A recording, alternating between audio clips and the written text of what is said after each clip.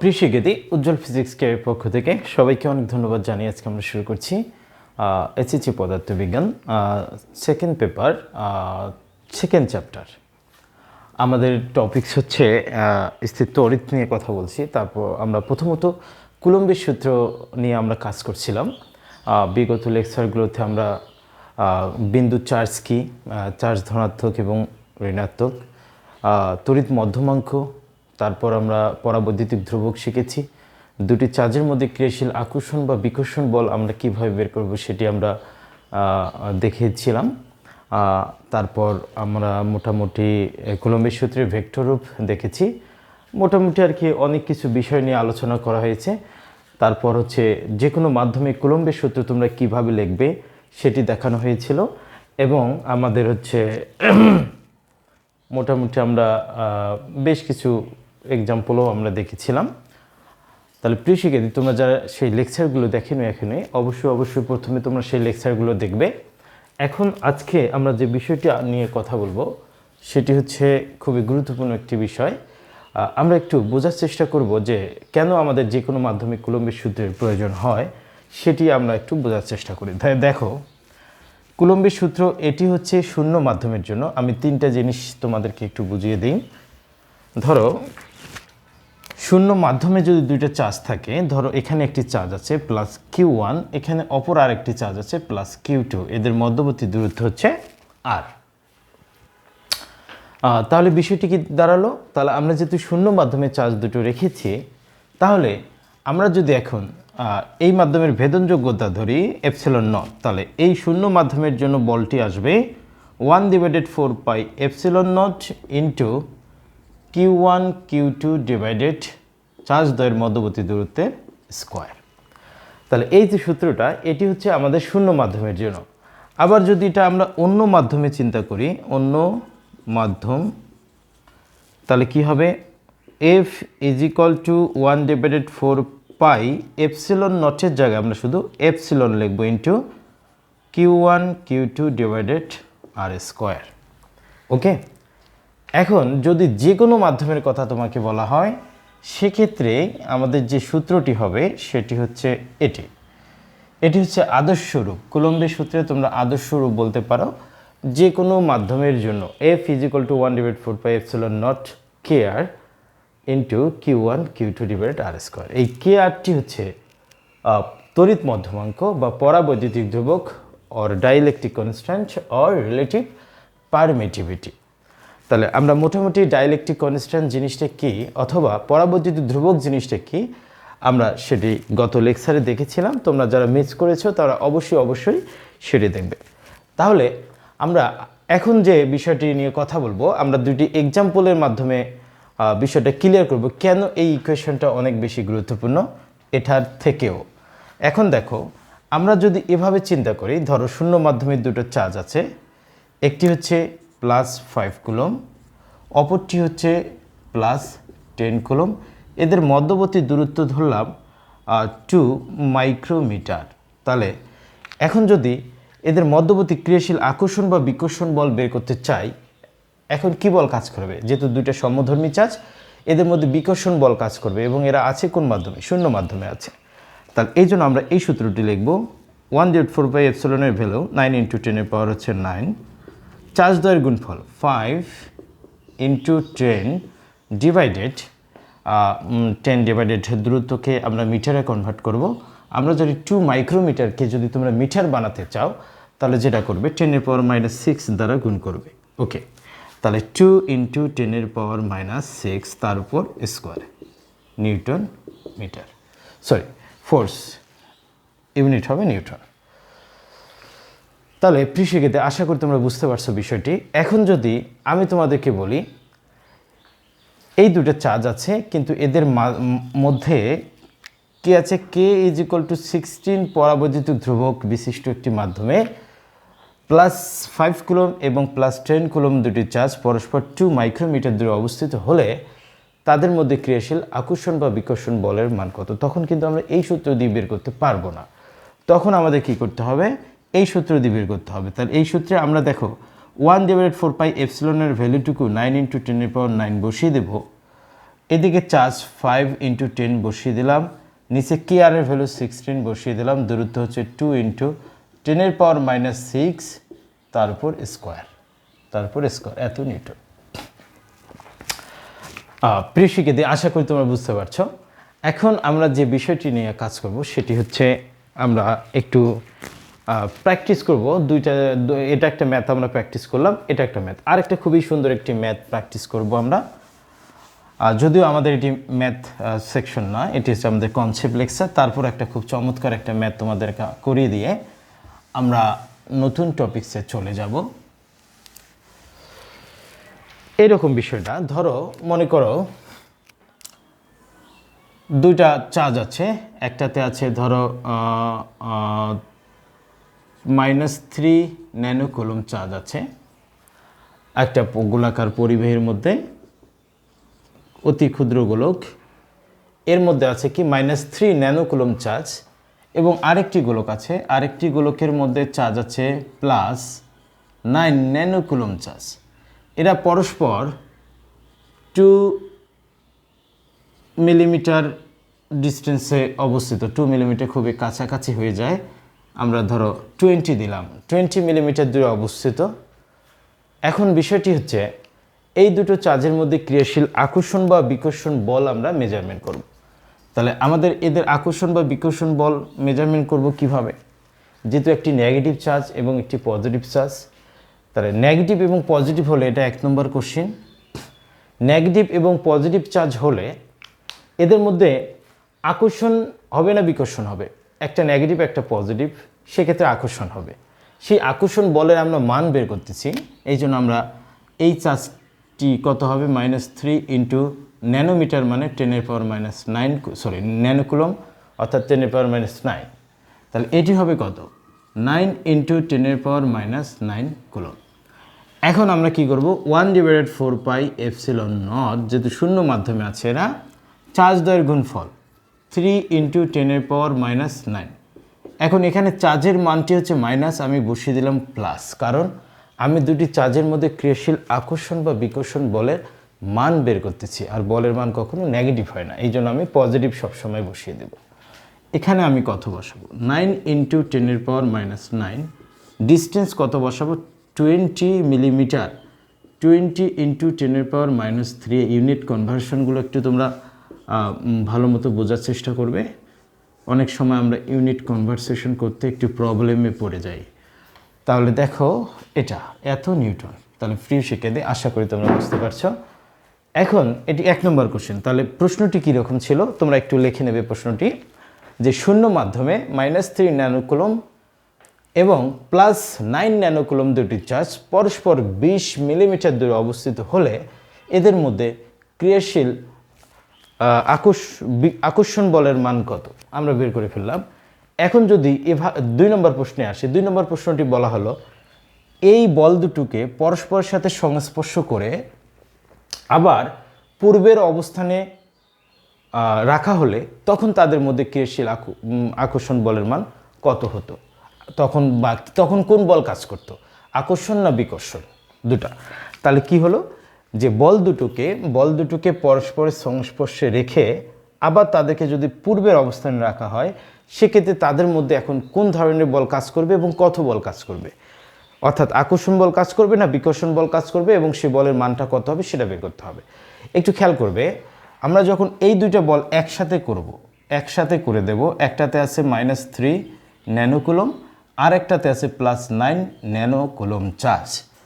তাহলে দুইটা বল একসাথে করাতে যে ঘটনাটি ঘটবে, এখানে কিছু পরিমাণ চার্জ নিউট্রালাইজ হয়ে যাবে, অর্থাৎ টোটাল এই বলের মধ্যে এখন চার্জ হবে, মোট চার্জ যেটা হবে, মোট চার্জ -3 ন্যানোকুলম +9 ন্যানোকুলম।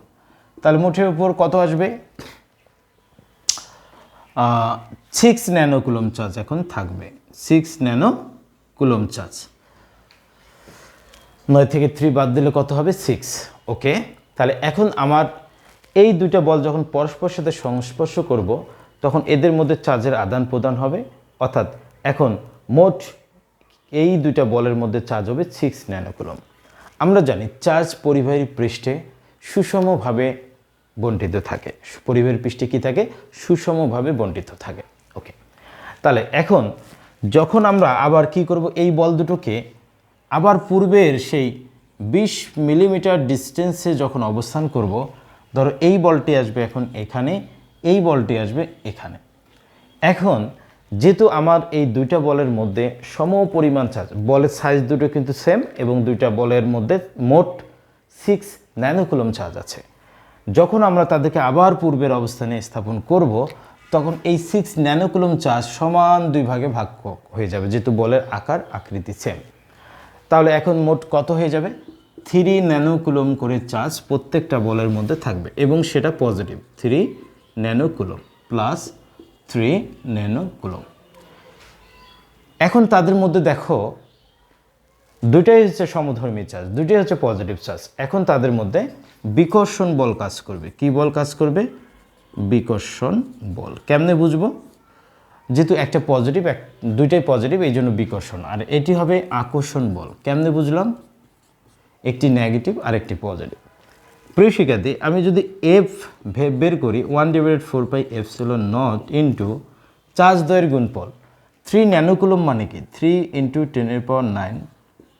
এই 3 ন্যানোকুলম মানে কি 3 × 10⁹। ডিস্টেন্স কত, 20 ইন্টু 20 মিলিমিটার। আমরা কি লিখতে পারি, 20 × 10⁻³ তার উপর স্কোয়ার। তাহলে এত নিউটন বল এখন আমাদের কাজ করবে এবং সেটি বিকর্ষণ বল কাজ করবে। তাহলে প্রিয় শিক্ষার্থী, এই যে প্রশ্নটি, এই প্রশ্নটি খুবই চমৎকার। তোমরা একটু বারবার এটি লেখার চেষ্টা করো। আমি আবারও বলতেছি প্রশ্নটি তোমরা লিখে নেবে যে শূন্য মাধ্যমে -3 ন্যানোকুলম এবং +9 ন্যানোকুলমের দুটি চার্জ পরস্পর 20 মিলিমিটার দূরে অবস্থিত হলে এদের মধ্যে ক্রিয়াশীল আকর্ষণ বলের মান কত হবে, এবং এই মানে চার্জ দুটিকে অর্থাৎ এই বল দুটিকে পরস্পরের সাথে সংস্পর্শ করে আবার পূর্বের অবস্থানে রাখা হলে তখন তাদের মধ্যে কোন ধরনের বল কাজ করবে এবং সেই বলের মানটি কত হবে। তাহলে প্রিয় শিক্ষার্থী, আশা করি তোমরা বুঝতে পারছো। এখন আমরা যে কাজটি করব, দ্বিতীয় আরেকটা প্রশ্নে যাব। দ্বিতীয় আরেকটা প্রশ্নে যাওয়ার আগে আমরা মোটামুটি এই যে প্রশ্নটা শিখলাম এটি আমরা একটু প্র্যাকটিস করব এবং তোমাদের জন্য একটা হোমওয়ার্ক হিসেবে আমি একটা প্রশ্ন দিয়ে রাখি। ধরো তোমাকে বলা হলো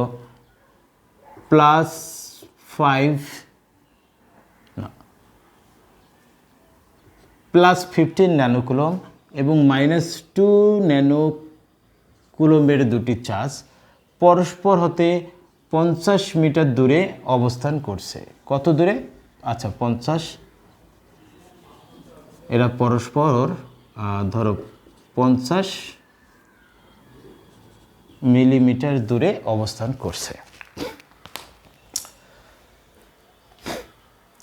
অথবা আমরা আরেকটু দিতে পারি, আরেকটু বেশি দিই, অথবা 10 সেন্টিমিটার দূরে অবস্থান করছে। ঠিক আছে, এদের মধ্যে ক্রিয়াশীল আকর্ষণ বা বিকর্ষণ বলের মান কত, এদের মধ্যে ক্রিয়াশীল প্রথমে আকর্ষণ হবে, আকর্ষণ বলের মান কত, এবং এই বল দুটোকে যদি পরস্পর সংস্পর্শ করে পূর্বের অবস্থানে যদি রাখা হয় তখন তাদের মধ্যে ক্রিয়াশীল আকর্ষণ বল অথবা বিকর্ষণ বলের মান কত সেটি বের করবে। এখন আমাদের 2 নম্বর যে প্রশ্নটি সেটিও খুবই গুরুত্বপূর্ণ একটি প্রশ্ন। ধরো এরকম আছে দুইটা গোলক, এটি হচ্ছে একটি গোলক, এই গোলকটির ব্যাসার্ধ হচ্ছে r = 5 সেন্টিমিটার। এটি হচ্ছে আরেকটি গোলক, এর ব্যাসার্ধ হচ্ছে এটির ব্যাসার্ধ কত দেব, আচ্ছা এটির ব্যাসার্ধ দিলাম ধরো r = 8 সেন্টিমিটার। ওকে, তাহলে r = 5 সেন্টিমিটার এবং r = 8 সেন্টিমিটার।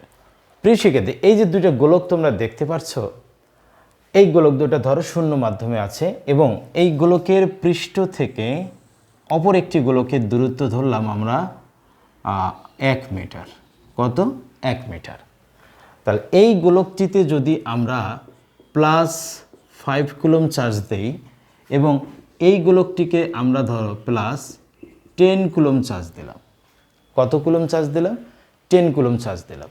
তাহলে আমরা জানি এই চার্জগুলো গোলকের পৃষ্ঠে সুষমভাবে কি হয়? বণ্টিত হয়, একদম সুষমভাবে বণ্টিত হবে। তাহলে এই চার্জটুকুও 10 কুলম্ব চার্জ এই গোলকের মধ্যে সুষমভাবে বণ্টিত হবে। ওকে, সুষমভাবে এভাবে বণ্টিত হবে। এখন প্রশ্ন হচ্ছে এদের মধ্যে বিকর্ষণ বলের মান কত? বিকর্ষণ বলের মান কত? ওকে, তাহলে আমরা বিকর্ষণ বল যদি বের করতে চাই তাহলে আমরা লিখব আমরা জানি। তাহলে প্রশ্নটি কি? 5 সেন্টিমিটার এবং 8 সেন্টিমিটার ব্যাসার্ধের দুটি গোলক শূন্য মাধ্যমে অবস্থিত এবং এই গোলকদ্বয়ের পৃষ্ঠ হতে 1 মিটার দূরে অবস্থান করছে এবং প্রথম গোলকে 5 কুলম্ব এবং দ্বিতীয় কুলম্বে 10 কুলম্ব চার্জ দেওয়া হলে এদের মধ্যে বিকর্ষণ বলের মান কত হবে সেটি বের করতে হবে। তাহলে আমরা জানি F = 1/4 pi epsilon naught into Q1 Q2 / R²। তাহলে প্রিয় শিক্ষার্থী, এখানে যেহেতু এই গোলকের মানটা ধরলাম Q1, এই চার্জের মানটি ধরলাম হচ্ছে Q2। এখন আমাদের এই দুটা চার্জের মধ্যবর্তী দূরত্ব লাগবে। ধরো এটি হচ্ছে R1, এটি হচ্ছে R2।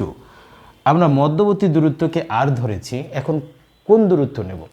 দেখো, যেহেতু এই গোলকের মধ্যে 5 কুলম্ব চার্জ সুষমভাবে বণ্টিত, এই গোলকের মধ্যে কত?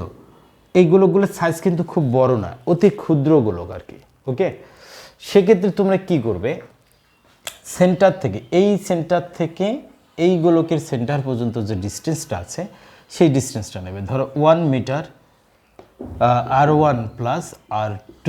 তাহলে 1 প্লাস এটাকে যদি আমি মিটার বানাই 5 সেন্টিমিটার 0.05, আর এটাকে যদি আমি মিটার বানাই 0.08, তাহলে মোটের উপর আমাদের এটি হলো এখন ডিস্টেন্স।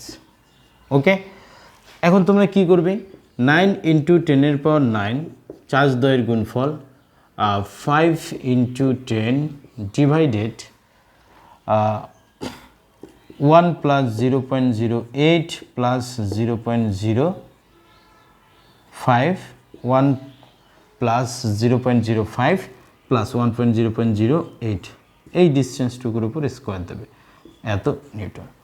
তাহলে আশা করি তোমরা প্রশ্নটি বুঝতে পারছো। প্রিয় শিক্ষার্থী, আমরা এখন মোটামুটি এই যে কুলম্বী সূত্রের মাধ্যমে দুটি চার্জের মধ্যে ক্রিয়াশীল আকর্ষণ বা বিকর্ষণ বল মেজারমেন্ট করা শিখলাম এবং আমরা এখন দুইটা খুবই ছোট ছোট জিনিস শিখব।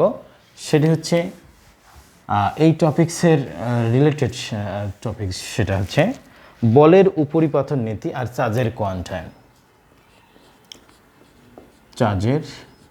চার্জের কোয়ান্টাইন।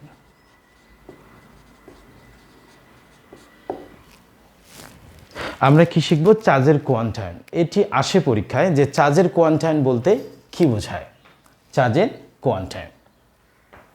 আরেকটা টপিকস আমরা শিখব, সেটি হচ্ছে বলের উপরিপাতন নীতি। বলের উপরিপাতন নীতি। তাহলে আমাদের টপিকস হচ্ছে চার্জের কোয়ান্টাইন এবং বলের উপরিপাতন নীতি। প্রিয় শিক্ষার্থী, চার্জের কোয়ান্টাইন বিষয়টি কি? আমরা জানি কোনো একটি বস্তুর মধ্যে চার্জ কীভাবে সৃষ্টি হয়? ইলেকট্রন আদান প্রদানের মাধ্যমে। আর যখন একটা বস্তুকে আরেকটা বস্তুর দ্বারা আমরা ঘর্ষণ করি তখন এদের মধ্যে ইলেকট্রন আদান প্রদান হবে, যার কারণে যে বস্তুটা ইলেকট্রন বর্জন করবে সেটি হচ্ছে ধনাত্মক চার্জ এবং যে বস্তুটা ইলেকট্রন গ্রহণ করবে সেটি হচ্ছে ঋণাত্মক চার্জে চার্জিত হবে। এটি আমরা কিন্তু জানি। তাহলে বিষয়টি হচ্ছে এই যে চার্জ কোনো বস্তুর মধ্যে সৃষ্টি হয় কীভাবে, কী আকারে সৃষ্টি হয়? ইলেকট্রন গ্রহণ বা বর্জনের মাধ্যমে। ধরো আমি যদি বোঝাতে চাই, ধরো আমাদের একটা সোডিয়াম আছে, সোডিয়াম যদি একটা ইলেকট্রন ত্যাগ করে তাহলে সেটি কি হবে? Sodium plus. ওকে, আবার অপরদিকে যদি ক্লোরিন একটা ইলেকট্রন গ্রহণ করে তাহলে যে চার্জটা হলো সেটা হচ্ছে মাইনাস। তাহলে এই যে প্লাস চার্জ যে হলো এটি কতটুকু সেটি হচ্ছে একটি ইলেকট্রনের চার্জের সমপরিমাণ। সেটি হচ্ছে কি একটি ইলেকট্রনের চার্জের সমপরিমাণ 1.6 × 10⁻19 কুলম্ব। তাহলে প্রিয় শিক্ষার্থী, তাহলে যখন কোনো বস্তুর মধ্যে চার্জগুলো সৃষ্টি হবে সেটি সবসময় ইলেকট্রনের চার্জের পূর্ণ সংখ্যার গুণিতক আকারে সৃষ্টি হবে। ইলেকট্রনের চার্জের পূর্ণ সংখ্যার আকারে গুণিত হবে। কেন? কারণ এই যে সোডিয়াম পরমাণুটি একটি ইলেকট্রন ত্যাগ করেছে, অতএব এখানে 1+, এই 1+ দ্বারা বোঝাবে কতটুকু চার্জ, 1.6 × 10⁻19 কুলম্ব।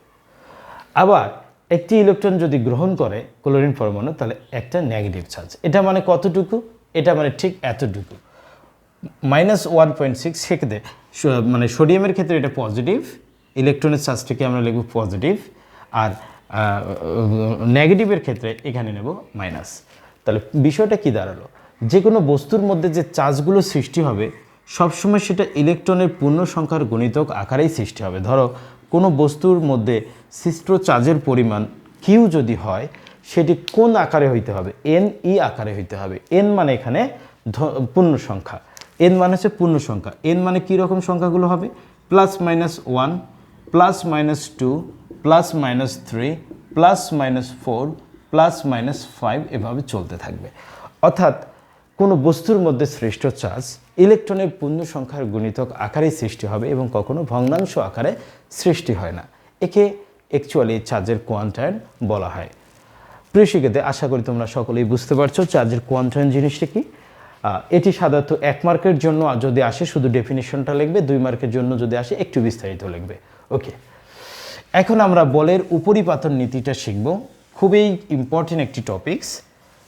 এই উপরিপাতন নীতিটা কি? ধরো উপরিপাতন নীতিটা এরকম, ধরো কোনো একটি জায়গায় Q1, এই পয়েন্টে Q1, এই পয়েন্টে ধরো হচ্ছে Q2, এই পয়েন্টে একটি চার্জ আছে Q3, ঠিক আছে? তাহলে যেহেতু এই সমতলের মধ্যে 3টি চার্জ অবস্থান করছে, এখন দেখো এই দুটো চার্জের মধ্যে একটা বল কাজ করবে, আবার এই দুটো চার্জের মধ্যে একটি বল কাজ করবে। এখন এই দুটো চার্জের মধ্যে যদি আমি বিকর্ষণ বল মেজারমেন্ট করি, তার ডিরেকশন ধরো এই দিকে হবে, এটা আছে F1, ধরো এদের মধ্যবর্তী দূরত্ব হচ্ছে R1।